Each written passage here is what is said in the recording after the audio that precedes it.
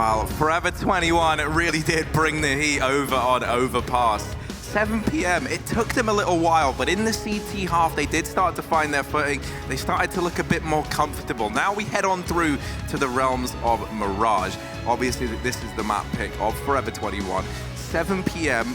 Do you think that we saw like enough of a recovery that they can come into this at least in high spirits with with like a realistic chance of taking us 3 maps? Or? I think so. I mean, I don't think Overpass is a map that 7 p.m. are that comfortable on. I think it was blatantly obvious as well for everyone at home as well. But Mirage is a map that most players, if not all players that play CS competitively, should be pretty proficient at. And this is a map that Hazel absolutely can become explosive. I mean, Mirage, Opping, these two weapons go hand in hand. And so, yeah, I definitely think 7 p.m. have every opportunity to get back into this series.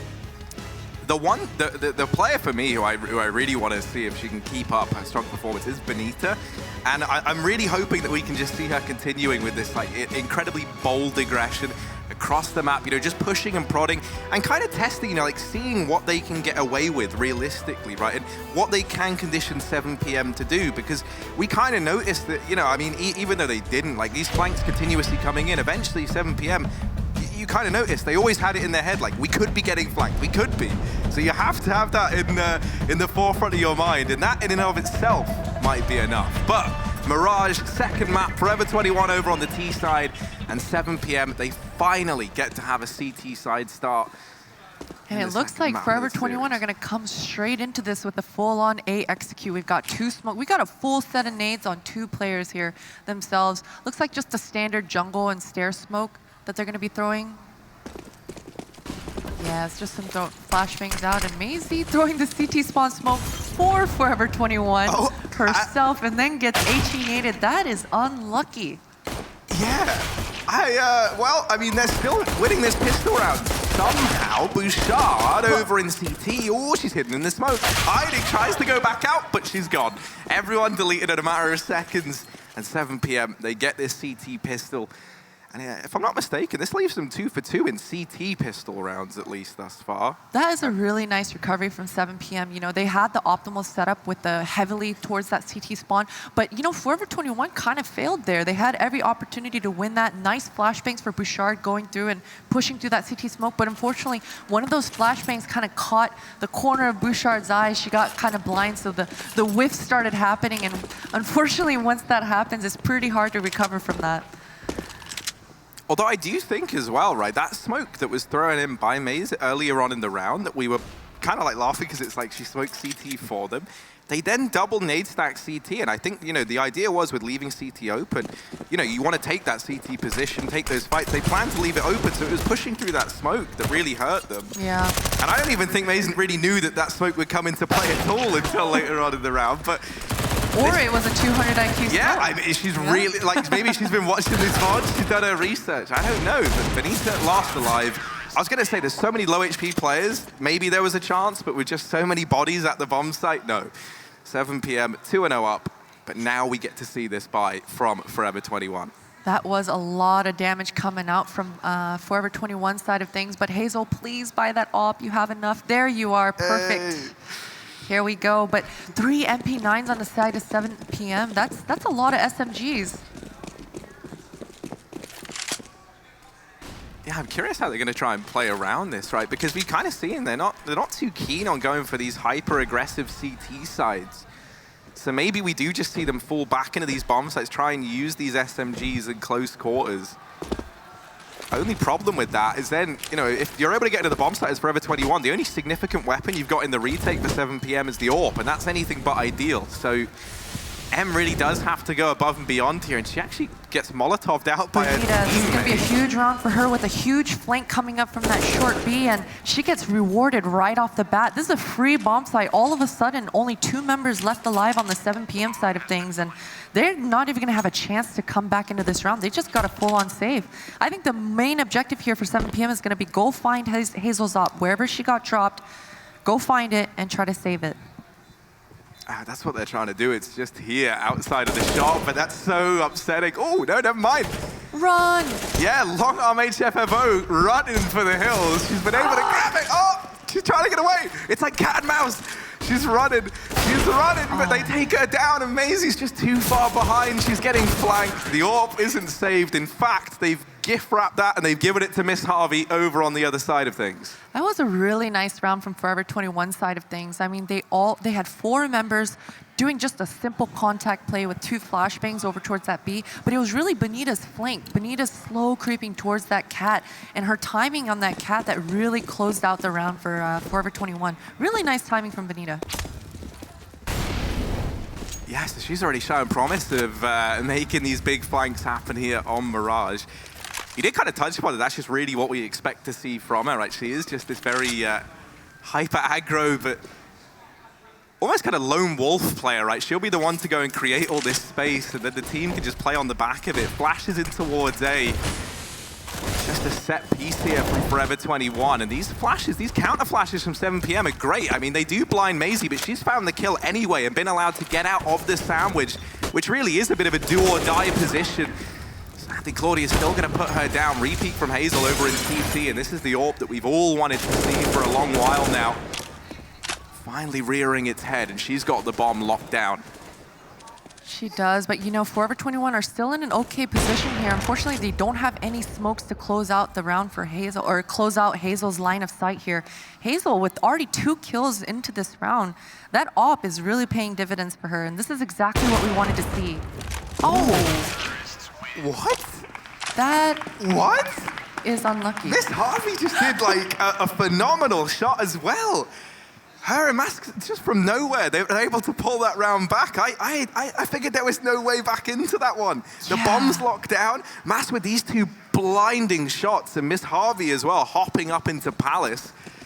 So unlucky for 7 PM side of things. Maisie with really nice movement. I mean, she got the opening kill once again towards that closet side, and she repositioned and made herself to under balcony. It was a really smart decision, smart playmaking from her side of things, but unfortunately she went a little too aggro, re-peeked once again and was quickly traded off and did not give Hazel an opportunity to kind of protect her there.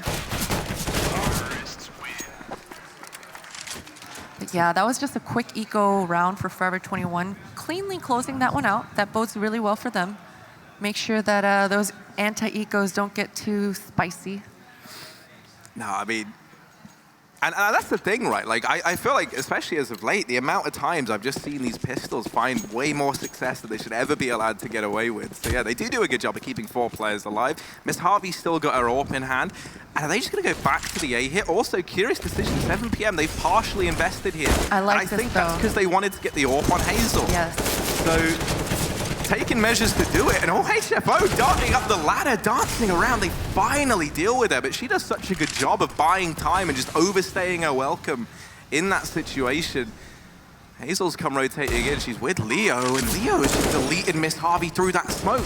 Down to the 2v3. Hazel's in with another. Claudia gets dropped. Hazel's Deeg roaring to life, and the partial investment wins the round. 3-3.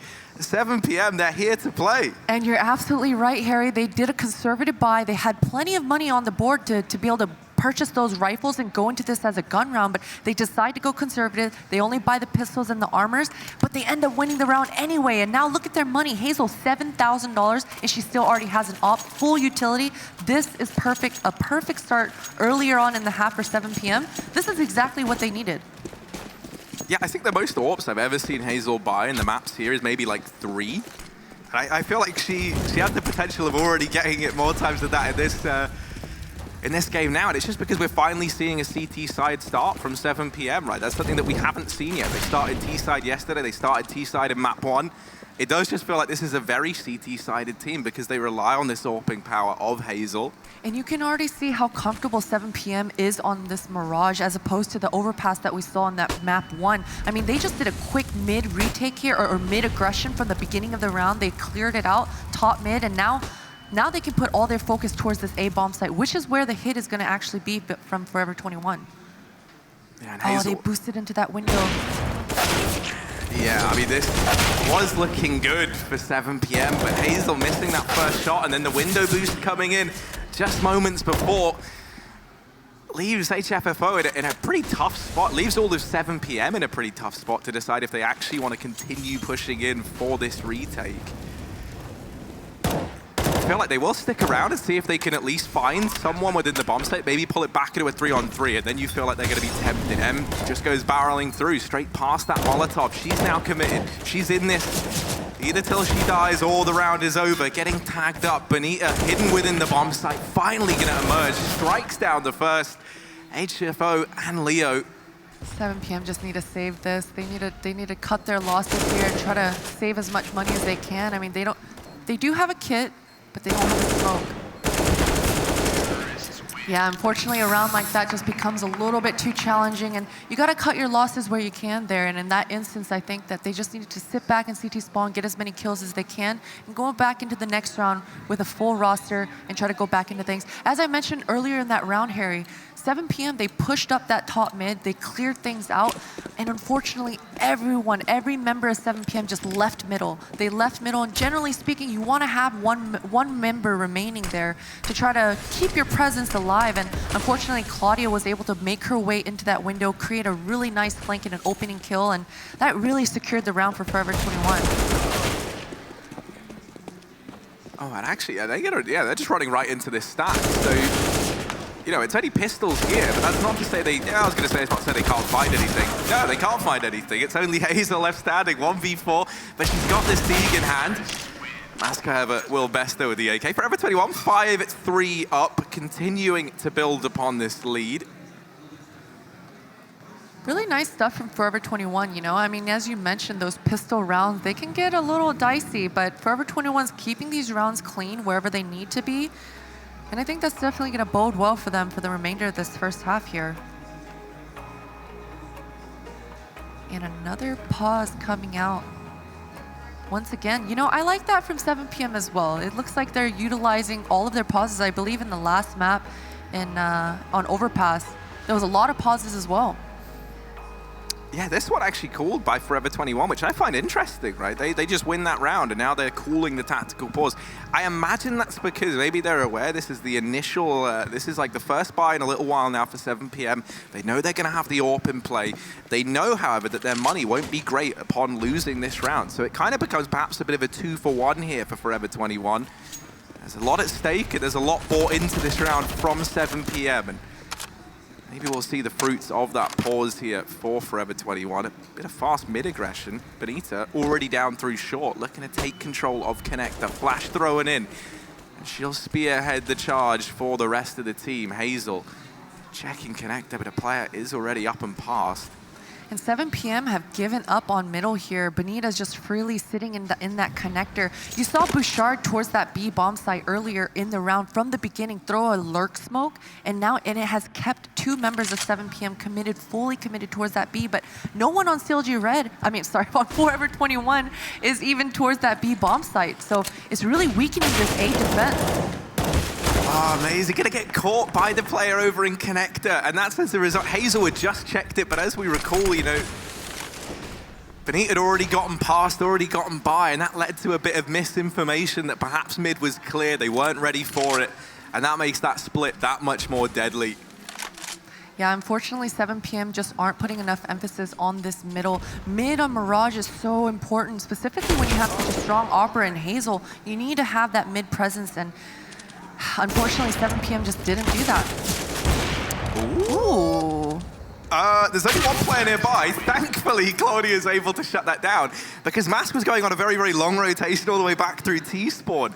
That got a little bit worrying, but they are able to get back on top of things. And Forever 21 sat 6-3 up. But I have to agree, right, this decision to take such a passive approach when it comes to middle, it does seem to be kind of continuously punishing 7 PM here. Because even though they've been keeping, you know, a three-person presence in the A bomb site, oh, that was a tongue twister, inside of that A bomb site, it hasn't really made up for the fact that, you know, they are giving up window, they are giving up connector, because when these splits come in, Forever 21 have kind of, you know, been given so much ground to work with, and there's just so many unknown quantities that 7 PM are trying to take into consideration, right? That, I mean, that round there, you could almost argue that misinformation is way worse than no information at all, right? Like, if Hazel hadn't cleared connector, at least maybe they would have been wary that a player could have pushed in through lower tunnels or something like that. But yeah, I mean, round prior, because Hazel checks it, Yeah, you're absolutely right. And, you know, I'm okay with the 3 players heavy towards A and giving up middle sometimes, but you need to set up some sort of rhythm for yourself and put presence in mid at least one time in this half. And although they did push middle that one round, they didn't see any enemies. The enemies never saw them push mid. So yeah.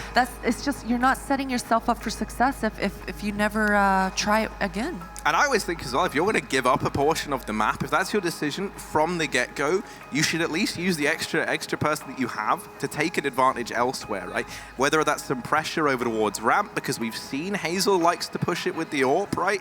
Whether that's some pressure over towards the Palace over on the A bomb site, or as you say, go back to some mid aggression. You know, try and counteract what Forever 21 are throwing in, because right now, you know, mid is just sort of this big question mark to 7 PM. They don't really know how Forever 21 are playing it because they very rarely have someone there. And again, if they were to play 3 heavy towards A and give up mid, that's okay, as long as they have a member on catwalk that's not necessarily going for many kills, but at least shooting off her weapon and allowing her enemies to know, hey, I'm here, you can't just go up connector for free. As long as there was something like that, it could work out as well. But unfortunately, again, Bouchard threw that lurk smoke at B, and it put the fear in 7 PM's eyes, and they never moved. They just sat there at B bomb site, not moving, thinking that it was gonna be a B hit. And speaking of a B hit, it looks like that's what it's going to be here once more. We saw this exact strategy earlier on in the half. It worked out perfectly, and it looks like it's probably going to work out once again because none of the 7 PM members are here. They really are favoring that A stack carry. Yeah, and I mean, it does also just seem like they're getting so unlucky with where they do decide to throw these stacks in. Benita, she's just kind of been building confidence all day long, and she's still building it up now. Finally gonna get taken down by Leo. And there are weapons now that can be retrieved. You can try and hold on to them if you're 7 PM. You know, that's kind of a best case scenario here, but Forever 21 do not want to let that happen. And now it's Miss Harvey's turn. Find herself some frags. If Leo's able to stay alive here and punish Miss Harvey in middle and get her AK, that would be a very nice pistol eco round for 7 PM side of things, actually. Yeah, I mean, I think it ends up being a great round anyway, right? You've taken down 3 players on the enemy team. Sure, you look at Mask, who's kind of almost at $16,000, but you know, the rest of the squad, the money isn't as developed at all. So you have forced a lot of rebuys into this round. You forced Miss Harvey. If she wanted to get the AWP, she would have had to invest into it. So instead, they've just gone AKs across the board. Now, money is They're still playing mid, Harry. Yes, they are. Maze and Leo here. They're taking the aggression. Top mid smoke is down. Leo's going to get set up behind the boxes. And a double nade in through that smoke. Now, that will give away to Forever 21 that there's at least 2 players here, but I like this. 7 PM, they know that. They back out of mid. They give it up. And now Forever 21, they're going to have to take time to clear this position once again. They're anticipating 2 players in this area. And this is perfect. This is exactly what 7 PM did earlier on in the half that we mentioned, but there was no one on Forever 21 in that middle, so it kind of defeated its purpose. But this time around, it works out exactly as mentioned. And yeah, Forever 21, they've got to sit back and they've got to clear every angle and every corner here in middle now. And that's not only going to take time, that's going to take a lot of utility, right? We think about Forever 21, late on in the rounds, they've often had so much left that they've been able to play these full executes late into the round timer. But this time, I mean, they don't even have a smoke left. They're just down to a collection of flashbangs. Oh. Maze catches the timing there onto Benita as she tries to worm her way in through mid. Forever 21, they're just going to go and fall back into an all-out B play. And last-ditch kind of effort. This is the type of round where it really needs to pay off for 7 PM. MMC and Leo have been anchors in this bomb site, not rotating, not moving. They need to make that pay off here. And Leo with a nice refrag off of MMC to start things off.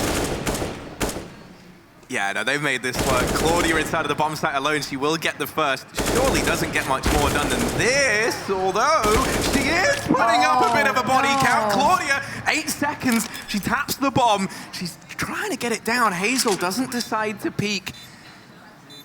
And now with bomb planted, oh, how the tables have turned. Hazel creeping out, but she's gotten out quietly. Claudia checks it, missed shot from Hazel.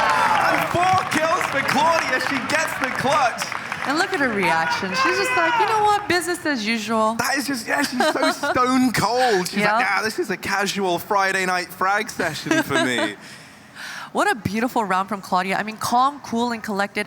Really unfortunate for 7 p.m. specifically because the two anchors and MMC and Maisie, they had a nice hold on that B bomb site. They got the nice opening kills, but what can you do about that? Claudia, 1 versus 4, just destroying. And I mean, as though Forever 21, oh, actually, I was going to say needed more confidence, but HFO might have just torn that away from them. This round, the ferocity from 7 p.m., they're taking all the fights. And now it's Mask alone. It's her turn to try and clutch, but she falls short. 7 p.m., they're going to snatch a round back immediately. And that's a nice confidence boosting type of round. HFFO moving around that default box, hiding through that smoke, and finding 3 kills by doing so. I mean, this is the type of movement that we saw Benita doing consistently over and over again and punishing 7 p.m. HFFO now just showed, hey, I can do it too. And Forever 21 with a very blatant change of pace in that round. Do you think that was just to try and send a bit of a message to 7 p.m., try and play that disrespect on the back of clutching out in a 1v4 the round prior? I think so, and I think it was a really nice call. I mean, Forever 21 have been hitting towards that B bomb site majority of this half and keeping those 2 7 p.m. members anchored out at that B. So really it was a nice call, but it was kind of unlucky for Forever 21 that HFFO just became beast mode in that moment. I mean, this round now, sitting in the 4-on-5, Forever 21 once again having to try and play this a man down, and that's not really a scenario they've been too familiar with throughout this map thus far. So it will be back to the A bomb site. They've been able to get Benita up into connector. Maisie's back in CT spawn, maybe keeping an eye on this position. Her teammate is over in Sandwich, and that Molotov. Oh no.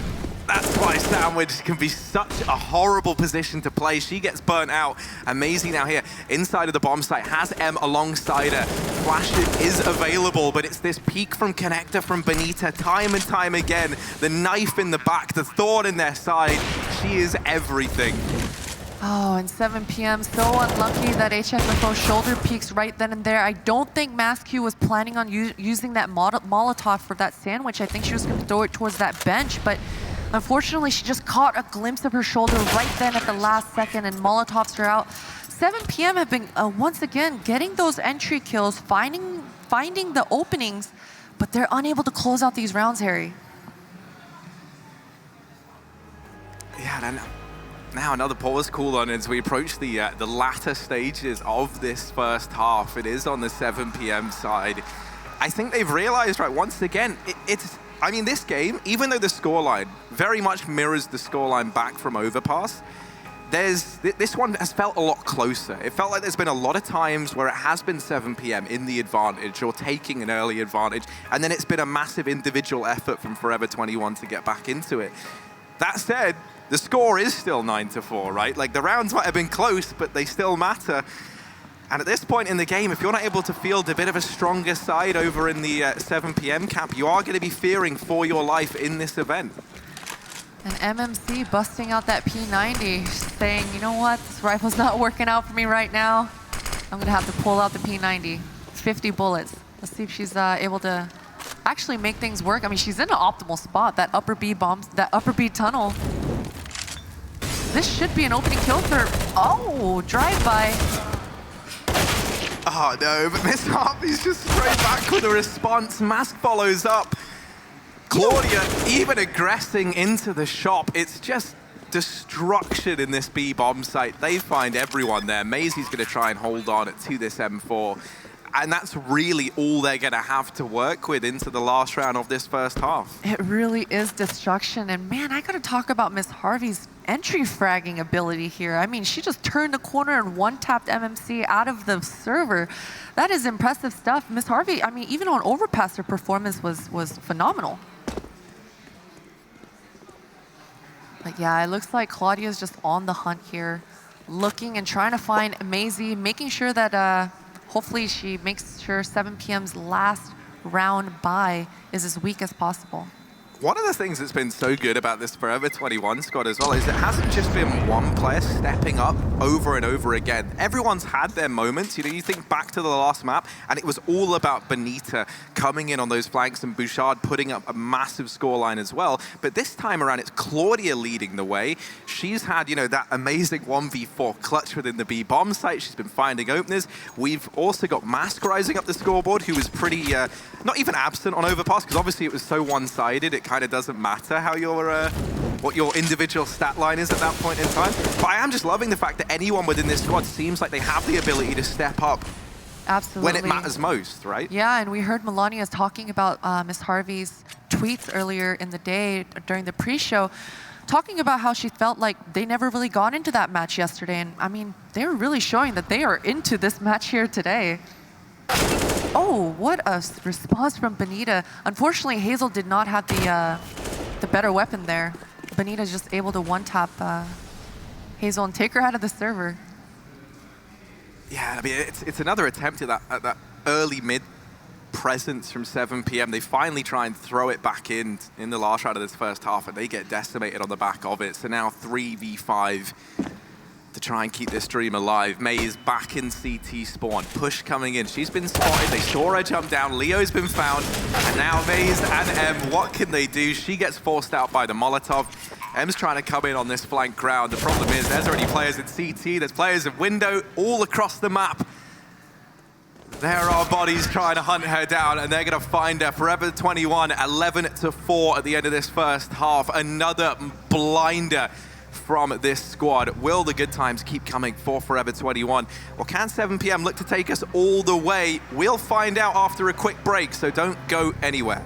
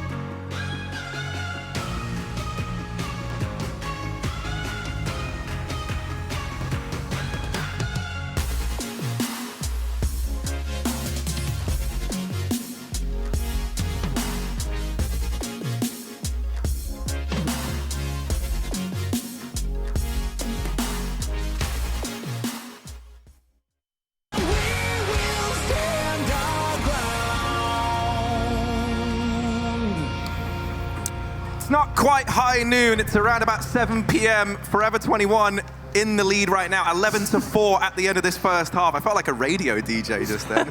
And we're keeping modern house music alive. But yes, Forever 21 now moving into the CT side.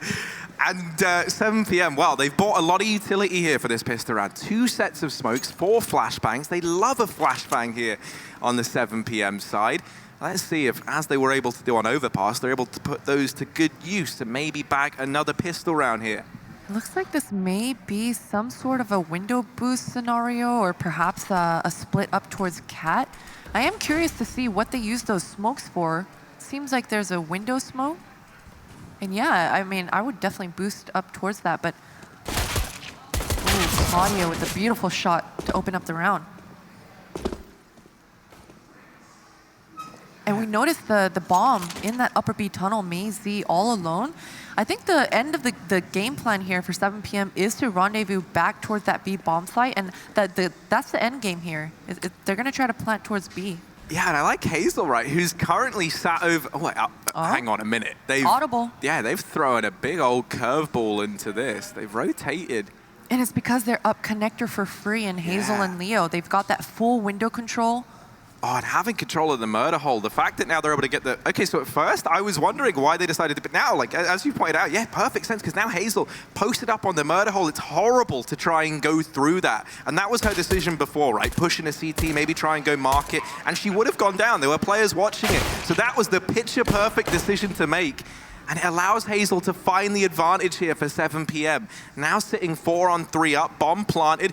Jungle held as well, and the bomb planted for this position with a player in connector. 2 players down on ramp. There should be no way back into this round. 4 Forever 21. Smoke is down. Miss Harvey has a kit. She's on the bomb, and they will get her just before she's able to complete that defuse. They find Miss Harvey, and they secure this pistol round. That was really well played from 7 p.m. They had the 2 members in Hazel and Leo going down to that lower B bomb site, and they were actually able to find the one hole in Forever 21's defense, which was up that connector side. And you know, it's all about finding your advantages and taking advantage of what you find. And I think 7 p.m. did exactly that in that round, and it paid off for them.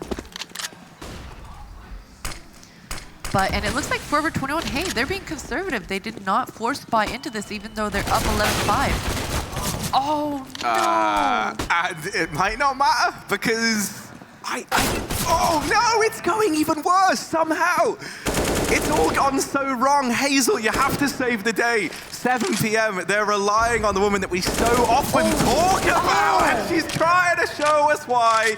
3 kills, and now just Claudia left, but she's gone on this long flank. She's gone round towards the ramp. Hazel, though, seems like she's aware. Seems like she's at least considered this. Misses the initial spray, and Claudia's gonna get it. Defuse comes in. Try as Hazel might, she can't win that round. She gets 3 of the 4 kills required.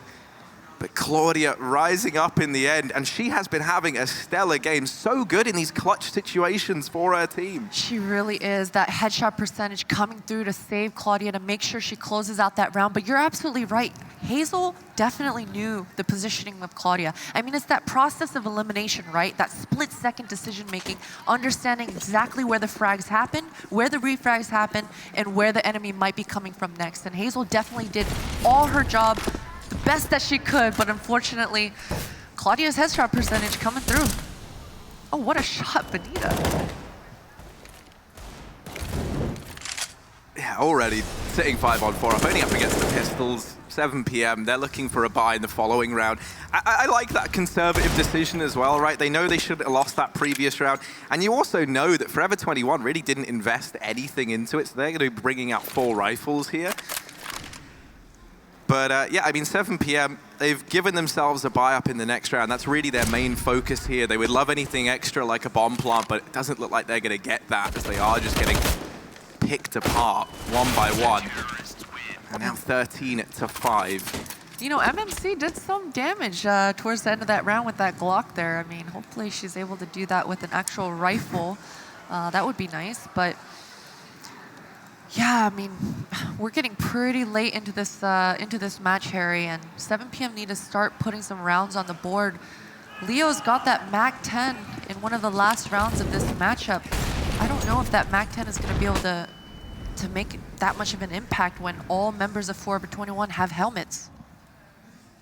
Because generally speaking, you know, sometimes busting out that MAC-10 when your opponent doesn't have that helmet, doesn't have that head armor, it can be beneficial. Oh, most definitely. But they try and stack up down at ramp, and the trades go left and right. Benita still here, will get dropped, followed up onto by M, and 3v2. Bomb can look to go down here. 7 p.m. They've got the A bomb site. There's a big flank coming in from Mascu all the way through T-spawn. You're putting a lot of stake in this flank. It has the potential to do damage, but with only one player showing ahead right now, that's Claudia down in connector. 7PM have to at least be considering this wraparound, and it almost certainly seems like they are. Leo's keeping an eye on it. Mask has been dropped, and Claudia, while she's been good in the clutches, this one is asking a little too much of her. 7PM, they'll secure a 6th round as they look to try and get back into this game in the second half. You know, I fully bought into that round. I thought that Mascu was going to have an amazing flank there. I think if she were able to ask Claudia for a flashbang, because you could see Claudia was just trying to pull distractions. She was spamming the smoke, not really making space, and hey, look at me, but sometimes that becomes a little too obvious. You know, your opponents start to think, it's a little quiet over here. So maybe a nice little flashbang could have boded well for them, but unfortunately that doesn't come through. We saw Mascu dropping an op towards Miss Harvey in the beginning of this round, so I don't know that Miss Harvey has had an op for the second half at all. This might be the first time we're seeing her with that op. I definitely don't recall her having one, and that would make sense, right? Because they won that set. Oh, hang on a minute. Claudia, how's she here? This seems to be happening quite a bit, where a member of Forever 21 is all of a sudden in T-spawn. Oh, well, this time the aggression is quelled very, very quickly by 7PM. Claudia trying to swap out to the AK, maybe a bit excited at the prospect of getting her hands on the favored rifle there, but yeah, I mean, now that you're in this 4-on-4 and you're 7PM, you're kind of laughing, right? Because earlier on, Claudia having that much information, that much of a foothold in the apartments, that would have been massive. The fact that you've got yourself a 4-on-4, and if you're Forever 21, you really don't have any idea where these 4 players reside over on the T side. You do just have to spread your team out. You spread them thinly as well. Only Mascu here at the B bomb site, and she's got players coming her way, aggressing on him, but she's dropped the bomb. Maisie will get the trade. So still a chance here for 7PM, but it's not going to be easy, especially not with this big flank coming in from Benita. It definitely isn't an HFFO just pulling off a shot there. If this player that's flanking in Benita does process of elimination, she's going to understand that there's already a player towards Cat and then the planter. So she's communicated that over to Bouchard and Miss Harvey. They should have a good idea of where these defenders are going to be. And yeah, they should understand that HFFO is towards this Cat. So there should be, yeah, there we are. Unfortunately, HFFO shot off. I think it was kind of an accident towards that get right position in Cat. And Benita was already in a forward position flanking, and she heard that shot off. And the bomb was planted a little too closely to that shot getting off. So already right then and there, information is everything. Forever 21 already understood exactly where the 2 post-plant players were going to be. And it's just process of elimination from that point on. You can really tell that you've been in your fair share of those situations before. Yeah, exactly. That's a good, yeah, I mean, like, I could tell you were getting just as worked up about the calls there as they would have been. 14-6, Forever 21 with this massive lead still, in, at 7PM still lagging behind, rather. Unfortunately, 7PM are just not able to, it seems like things are just getting out of hand for them one too many times. You know, it seems like they've got a good idea, a good grasp of how they want to approach these rounds. And more often than not, we keep saying it, they're getting the openings, they're finding the kills. They're just unable to really pull it together at the very end of the round. But once again, this is a very strong buy coming out of Forever 21. They've got pretty much every weapon and all the utility that they could ever ask for. And on 7PM side of things, again, we're seeing a P250 and a MAC-10. They just economically have been being beaten on both sides of this half. Yeah, it does always feel like with the 7PM rounds, there's so often the caveat by that their economy has just kind of been hamstrung into them cobbling something together. And this round really is no difference in that. I'm really getting a lot of flashbacks to Overpass. It's a very similar situation, right? With 7PM, their money's bottomed out. They've got to go for these very dismal buys, and it's anything they can do to try and deny map and series point the way of Forever 21. Maisie will open this round up. Bouchard getting found back in CT. Mass trying to go aggressive into the apartments, and Claudia finding another in the meantime. Leo will shut down Claudia as she tries to drop into mid. That's now a rifle picked up. I know, I got worried there too. She does get it. She does pick it up. Miss Harvey, this is going to be a huge shot, and she does land it. MMC, 30 seconds left to go. She is towards this B bomb site, and you know what? Mascu is pretty low towards here, and there's no one else at B. If she's able to get this kill, but unfortunately, it does not happen. Mascu in that advantageous bench position. All you can see is just a tiny little pixel of a head, so unfortunately 7PM are not able to punish her for that. And all of a sudden, Harry, we're here. We're towards potentially the end. I mean, Forever 21 are already at 15 points. Yeah, this is it. Do or die. Elimination on the line for 7PM. And it's map and series point in favor of Forever 21.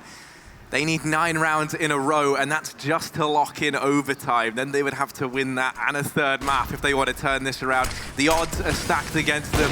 And it looks like it's going to attempt to end in the A play here from 7PM. They've cobbled together this buy with pistols, whatever they could afford. M's getting burned down by that Molotov, and that's denied the bomb plant as well. That's bought so much time for these players on the side of Forever 21, and also these smokes are dissipating now. You've only got this sheath a little bit longer if you're 7PM. First kill comes out. It is quickly traded. Miss Harvey gets deleted in CT, and there's no one there to trade that. So now there's an AWP in the hands of M. She's sat back in CT. Sure, they get rid of HFFO, but it is this AWP that you're still worried about. Damage is being done. M gets dropped. Hazel's left alone, and she can't get the job done. Forever 21, they'll take this series 2-0. Convincing wins across the board. Both maps, Overpass and Mirage, they did just look a caliber above. And I mean, I think in comparison to what we saw yesterday, they can be very happy with that. That is the Forever 21 squad that I wanted to see. Absolutely, and I mean, you can see that the excitement in these ladies' faces. It's so good to see Claudia just owning heads. I mean, believe she had nearly 30 kills at the end of that matchup. And we know she just recently left Copenhagen Flames, and she's been kind of figuring out whether she wants to continue competing or not. But man, she had quite the game. Yeah, I mean, phenomenal. And that's the thing, like, we were kind of speaking about it, is just that everyone had these big moments, right? We had great stuff from Miss Harvey. We had Mask as well. In that second game especially, she really stepped up. Went from never really getting to see anyone over in the B-bomb site of Overpass to suddenly she's like the key player of the squad a lot of the times there on Mirage. And it was just the fact that you can kind of give these big responsibilities to anyone and everyone within this squad. You know, they're all willing to play these hinge roles. You're not just relying on kind of 1 or 2 stars. For sure, and I gotta say, you know, Benita found a lot of success with her flanks, with her aggression in this series, but I gotta wonder, is she gonna be able to continue that sort of performance, continue to get rewarded for her aggression throughout the remainder of this tournament? Yeah, it does become something you can maybe look to read into and whatnot. But people who can maybe break that down, actually, I have my doubts on that better than you and I, because you're pretty great. Sudan, I'm not too sure about that guy, but we'll give it back to the wonderful folks over at the desk.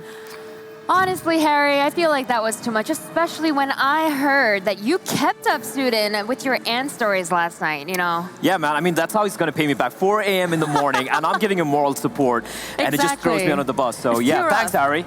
It's too rough. But that being said, that was our second elimination match of the day, and despite the scorelines being as one-sided as they were, I still believe this was an improvement from the 7PM that we saw yesterday. I think being able to showcase a stronger CT side versus getting stuck with no rounds on the T side yesterday, that was a huge difference today. Yeah, there was a big difference, and I still feel like it's all about the fact that they were not just confident enough, right? They were playing a little bit too scared, giving too much of respect to Forever 21, and it was very evident in Mirage. If you look at the way they played mid on the CD side, no presence whatsoever towards mid, and they were just getting taken advantage of time and time and time again. Yeah, Overpass was a little bit shaky for them. They only had managed to get 2 rounds, I believe. Yeah, it was 13-2. But at the end, they could come a little bit back. So that was really nice to see. They had really good crossfires at the end on bomb side A. And that really worked out for Hazel and MMC. So that was interesting. Mirage was also pretty good. I mean, they won in overall 3 out of 4 pistol rounds and anti-ecos as well. Yeah, it was just a shame that they kept on to their SMGs at the end, the 3rd round in, and I believe that was a little bit unfortunate for them and didn't manage to kill off the other F21 in this case, yeah. We do see the frags as well. Benita having a hell of a game, 47 kills for her in both those maps. On the other hand, on the other side, if you look at 7 p.m., no one really kind of stepped up. Hazel did have some moments where she was top ranking for her team, but we kind of expected her to do a little too much, I felt like. I mean, she had her moments here and there, especially with the Deagle, but when it came down to working as a unit, it just kind of felt like they fell flat there. All right, well now I am joined by Miss Harvey after that victory. So first of all, Miss Harvey, Steph, congratulations. Thank you. I know that especially after yesterday when the team wasn't able to show up on Overpass, it has to be a relief to at least get this win squared away. Yeah, I mean, it's always hard to come in cold with the Pug especially, but I think we talked about Overpass yesterday. Maybe that's why they picked Overpass versus us, because we were kind of shaky city side. But we switched things around. We talked about our problems. Honestly, we do not have a lot of experience together, so there was definite holes, and CLG Red saw the holes, and they just went in. So we were able to fix that versus the Chinese team, and it went pretty well. You just said it yourself that with your roster, they're not as much experience, especially compared to the other teams here like the CLG Reds. So with that sort of a mindset, what are the expectations coming into an event like this? Is it just to frag and have fun, or what are the goals? I think it's a little bit of everything. Of course, we're all competitors at heart, and we want to prove that especially me, that I still got it. But I know all of my other 4 teammates, are really, really passionate about this game. But it's also to have fun, because we have nothing to lose. We have everything to prove, meaning that if we were to upset CLG next round, it would be already amazing for us. And then, aiming for the top. Let's go win that Showdown tournament. But, speaking to that match yesterday against CLG Red, did that feel a little weird? You've played with every single one of those girls before. You know their play styles. So what was that like for you?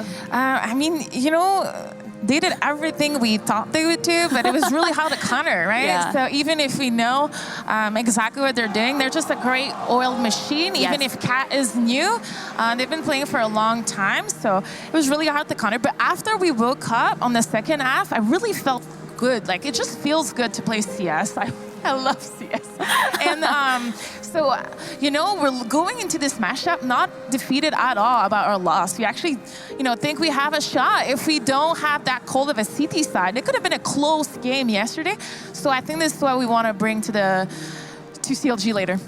Another huge difference between yesterday and today is that it's going to be best of 3 this time, which is a totally different ball game. So how does that change things with your mindset going in? Well, they obviously have a deeper pool. They can take much more risk on the veto. So we expect them to pick one of the maps that we're really weak on at the moment, because our maps pool is not really big. And, it's okay. We'll just do what we can and have fun on that map and see where we can find holes, if there is any, on their defense. But like I said, we're just looking forward for this matchup. 4 of us were on CLG Red, which is so funny. It is. Right? So I think we like to call ourselves the CLG Rejects. Oh, no. Although we're not rejects, we're amazing women players. I'm just saying. You're killing me. Oh my goodness. That, this is how it is. We're only Bouchard is a newcomer. She has never been on CLG. So we'll see what the Holdies have to say. Despite what you just said, today specifically, we saw a lot of you guys playing very, very well. Specifically, I want to call out Benny as well as Claudia. Both went out of their minds. So, yes. And headed into this next match against CLG once again, is there any way that you plan on highlighting them or Yes. perhaps supporting them to do the same thing once again? Yeah, so, to win versus CLG Red, I think one of them is going to have to explode once again. Honestly, when we played them, everybody was kind of like, eh. But if 2 people just go off, then I think we have a real shot. Let's be real, they're the hard carry here. Benny and Claudia are in positions to just get them for us. We're making them comfortable. We're trying to, do what we can so that they can shine, because they are amazing, amazing players. So I hope that the warm-up that we got today is going to be good enough, because CLG is coming cold. They didn't play at all today. So who knows? Like, these 2 maps, although the score kind of shows we We did good.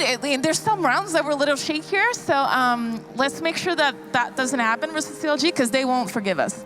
I'm definitely going to be looking forward to that match as Thank well. But you. for now, it was a pleasure talking with you. We'll see you later. Thank you, guys. So congratulations once again. You can feel free to join your teammates. Thank you. And for now, we are going to have Blair and Melania join me over here by the couch area as we walk through that series and sort of take a look at all the highlighted moments. Specifically, I'm sure that Claudia 1v4 is going to be brought up because Blair, that was amazing. She really lived up to my expectations, at least. Like, she was one of the players I chose for the head-to-head, and she didn't really have a great moment earlier on, but this round was played to perfection. A 1v4, she was so very low, isolates all these fights, and that third kill was crucial. Of course, kind of helped out by the fact that I think it was Hazel who missed that shot, but what a play by Claudia.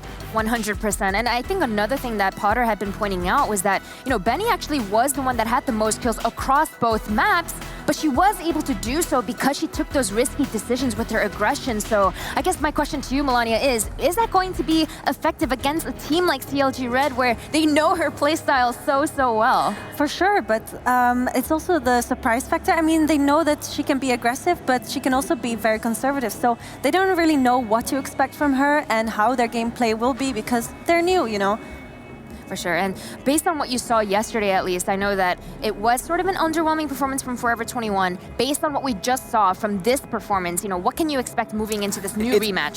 I kind of feel it's going to be very hard to gauge, not just Forever 21, but even, who was it who played earlier today? Copenhagen Flames. It's really hard to gauge how they're going to be playing against the likes of Dignitas and CLG Red later on today, because they were given so much space to work with by the Asian teams. If you look at Mirage, for example, one thing which was very evident for me was there was a lack of any map control coming in from the Chinese side that allowed them to, poke and prod, find these really nice positions. They can set themselves up into the bomb sites.